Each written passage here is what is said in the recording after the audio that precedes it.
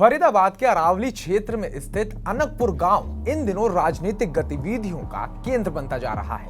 मकानों को तोड़े जाने की आशंका को लेकर गांव में लगातार पंचायतें हो रही हैं। 1200 साल पुराने गांव अनकपुर में अतिक्रमण हटाए जाने के विरोध में 13 जुलाई को गांव में एक महापंचायत का आयोजन हुआ, जिसमें महापंचायत को समर्थन देने दिल्ली सरकार के पूर्व मंत्री सौरभ भारद्वाज, विधायक सहीराम, पूर्व सांसद अवतार सिंह भड़ाना, सपा सांसद इकरा हसन और पूर्व सांसद महाबल मिश्रा पहुंचे। इस दौरान सौरभ भारद्वाज ने कहा कि किसानों के 3 साल पहले काले कानून के खिलाफ लड़ाई शुरू की, जिसमें 600 लोग मारे गए।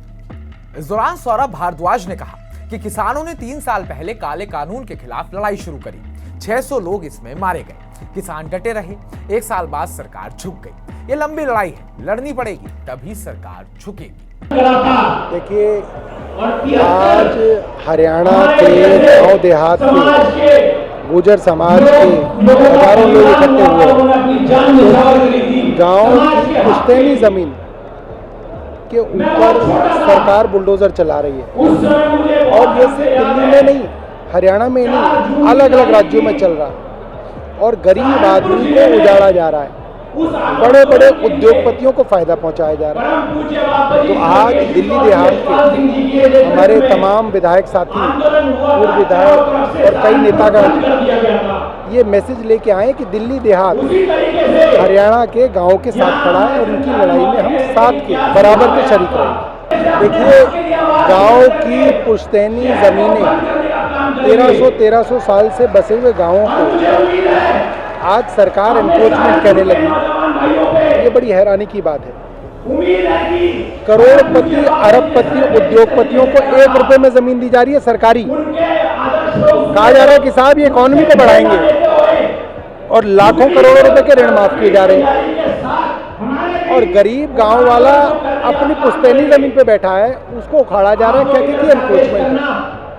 सरकार लोगों को बेवकूफ बनाना बंद करे, वरना इस सरकार को ये लोग उखाड़ के फेंक देंगे। महापंचायत को समर्थन देने आई सपा सांसद इकरा हसन ने भी केंद्र की सरकार पर जमकर निशाना साधा। 1200 साल पुराने गांव अनकपुर में अतिक्रमण हटाए जाने के विरोध में यूपी की कैराना लोकसभा सीट से सांसद इकरा हसन ने कहा कि ये किसी एक गांव की लड़ाई नहीं है, ये मान सम्मान और प्रतिष्ठा की लड़ाई है।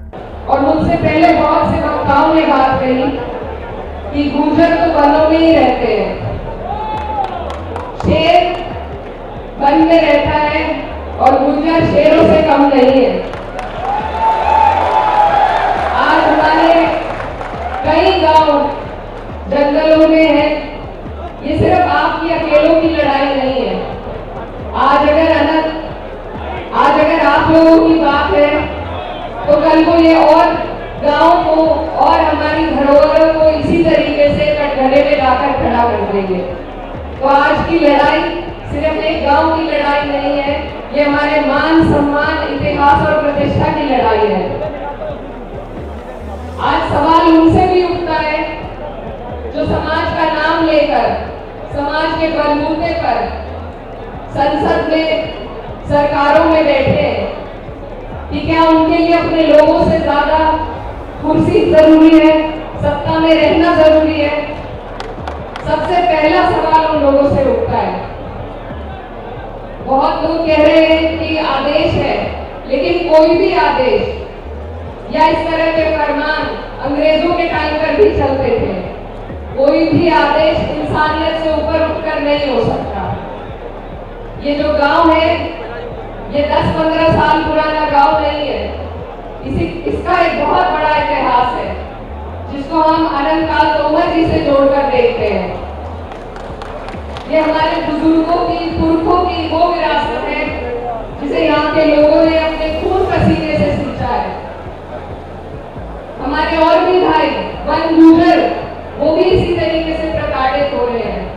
दरअसल अरावली में पिछले 20 दिनों से सुप्रीम कोर्ट के आदेश पर वन विभाग नगर निगम के साथ मिलकर अवैध निर्माण को गिरा रहा है। 8वीं शताब्दी में जब दिल्ली में तोमर वंश का शासन आया, तब गांव अनकपुर अपने अस्तित्व में आया था। तोमर वंश के पहले राजा अनंगपाल ने गांव अनकपुर को अपनी राजधानी बनाया था और यहीं से अपने राज्य का विस्तार किया था।